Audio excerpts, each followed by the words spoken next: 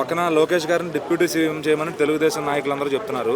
అట్లాగే జన సైనికులేమో మా వాడిని సీఎం చేయండి అని చెప్పి పవన్ కళ్యాణ్ గారి ఫ్యాన్స్ అంతా పోరాడుతున్నారు. సో ఒకవేళ ఆయన తప్పించి ఇన్ని డిప్యూటీ సీఎం చేస్తే పరిస్థితులు ఎలా ఉంటాయి ఏపీ రాష్ట్రంలో? ఏపీ రాష్ట్రంలో అయితే ఇప్పుడైతే చంద్రబాబు నాయుడు అయితే వయసు అయిపోతుంది. ఆయన తొందరలోనే దిగిపోతాడు. నారా లోకేష్ అంటే ఆయన కొడుకు కాబట్టి అట్లా వాళ్ళు వారసత్వంగా రావాలనుకుంటారు.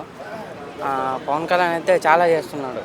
విలేజ్ వెళ్తున్నాడు, రోడ్లు వేస్తున్నాడు, రీసెంట్గా సిప్ని సీజ్ చేస్తున్నాడు. అంటే ఆయన పాలన బాగుంది.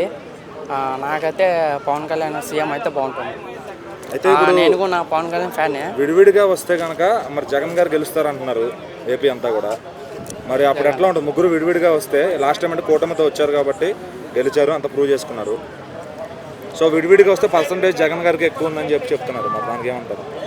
విడివిడిగా అంటే వీళ్ళు లాస్ట్ మూమెంట్లో ఇది మేనిఫెస్టో చేసినారు కదా, దానికి ముగ్గురు కలిసినారని, ఈసారి ప్రధానమంత్రి నరేంద్ర మోడీ ఉన్నాడని వీళ్ళు అట్లా అనుకొని జనాలు వేసినారు.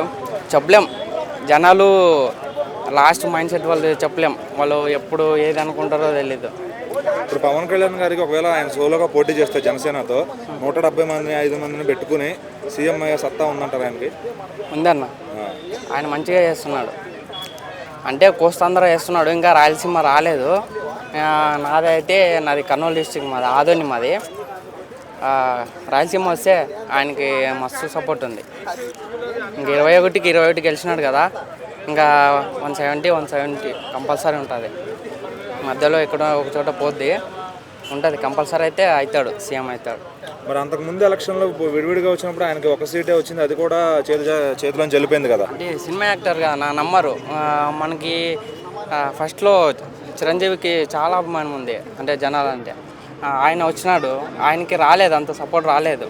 కానీ ఈయన రాలేకున్నందుకు మళ్ళీ టీడీపీతో కలిసి పొత్తు పెట్టుకొని ఇట్లా చేసినారు. ఆయన అంటే నెక్స్ట్ టైం అయితే కంపల్సరీ వస్తాడు. మరి లోకేష్ గారిని డిప్యూటీ సీఎం చేయడం కరెక్ట్ అంటావా మరి నీ దృష్టిలో? డిప్యూటీ సీఎం అంటే ఇప్పుడు ఆయన కానీ 21 గెలిచినాడు కాబట్టి ఈయనకి మెయిన్ పదవి ఉండాలి. ఇంకా ఆయన డిప్యూటీ సీఎం చేస్తే ఈయన సీఎం కావాల్సిందే పవన్ కళ్యాణ్.